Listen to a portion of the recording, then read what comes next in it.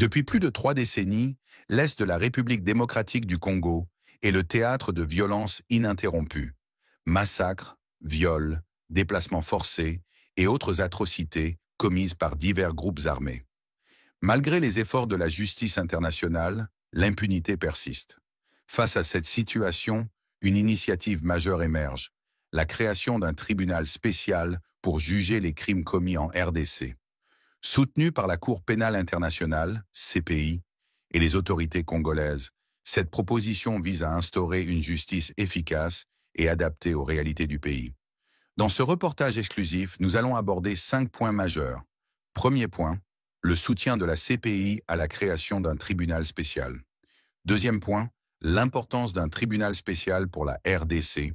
Troisième point, une conférence internationale prévue en avril 2025. Quatrième point, les caractéristiques envisagées du tribunal. Cinquième point, les défis à relever et espoir pour une véritable justice. Restez jusqu'à la fin de ce reportage pour mieux comprendre les enjeux, car la justice pourrait enfin devenir une réalité pour des millions de Congolais. Premier, le soutien de la CPI à la création d'un tribunal spécial. Lors de sa visite en RDC en février 2025, le procureur de la CPI, Karim Khan, a exprimé son appui à la proposition de Kinshasa de créer un tribunal spécial pour juger les crimes commis dans l'Est du pays. Il a souligné que, malgré les efforts de la CPI, la situation demeure alarmante et nécessite une approche plus ciblée et locale. Le procureur de la CPI a déclaré « Nous essayons techniquement de soutenir cette initiative tout en assumant nos responsabilités en tant que tribunal de dernier recours. Mais ce que nous devons faire, c'est tirer le poison des seigneurs de guerre et des groupes armés qui terrorisent les civils. Il est grand temps de leur demander des comptes. » Ce soutien technique de la CPI marque une évolution notable. Un signal fort que l'impunité ne sera plus tolérée. Deuxième, l'importance d'un tribunal spécial pour la RDC. La création de ce tribunal spécial pourrait représenter un tournant historique. La justice nationale congolaise, souvent décriée pour son incapacité à poursuivre les crimes graves, recevra ainsi un appui international majeur.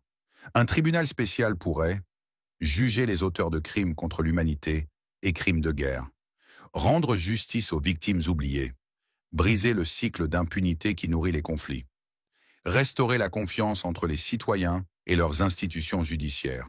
C'est également un message aux groupes armés. La terreur aura désormais un prix. Troisième, une conférence internationale prévue en avril 2025. Pour concrétiser cette initiative, une conférence internationale sur la paix, la sécurité et la justice est prévue en avril 2025 à Kinshasa.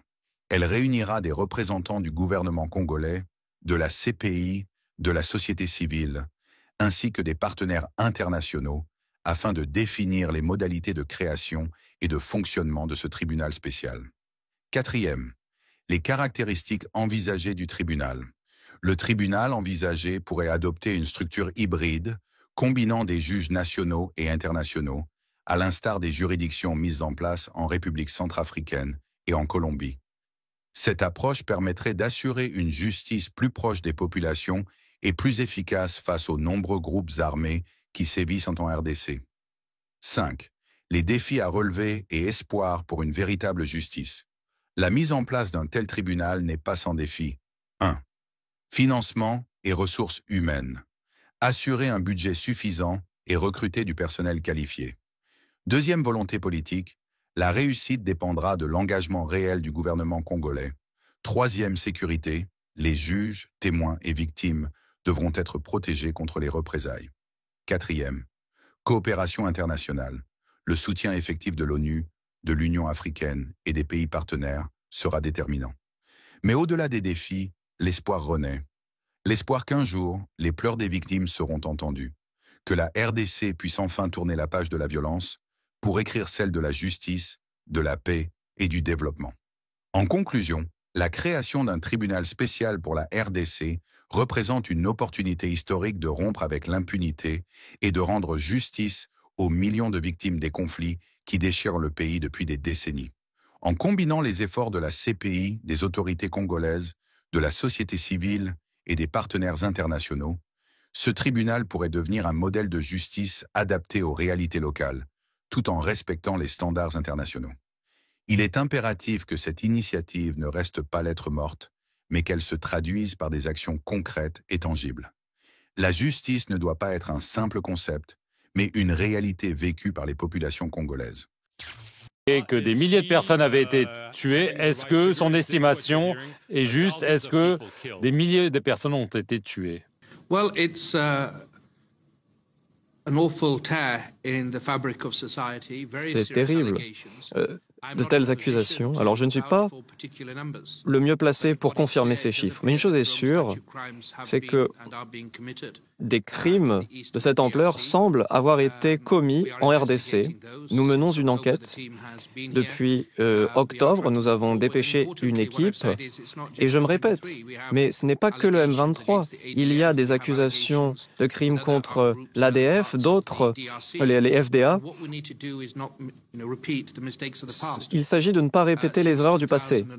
Depuis 2004, mon bureau a eu des enquêtes similaires en provenance de la RDC. Il y a eu des condamnations et le cycle de violence ne s'est pas arrêté. J'ai rappelé au président Tshisekedi en 2023, quand j'ai signé un mémorandum d'entente, c'était que nous ne pouvons pas continuer à répéter nos actions et attendre un résultat différent.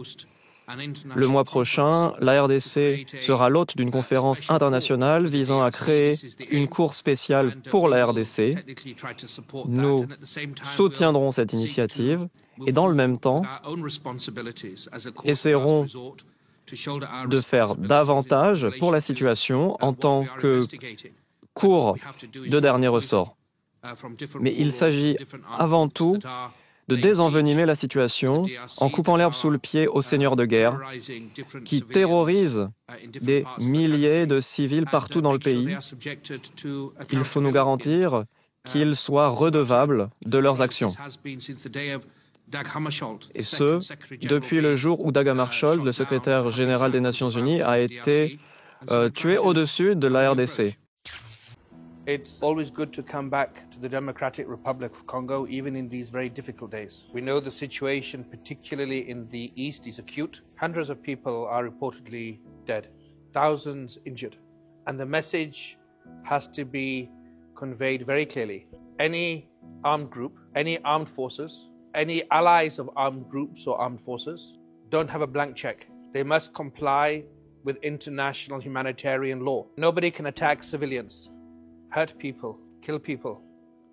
And this is a moment where we will see if international criminal law can withstand the demands that the people of the Democratic Republic of Congo insist upon. Pour suivre l'évolution de cette initiative et d'autres actualités majeures, abonnez-vous à Kweli Info TV et activez la cloche de notification.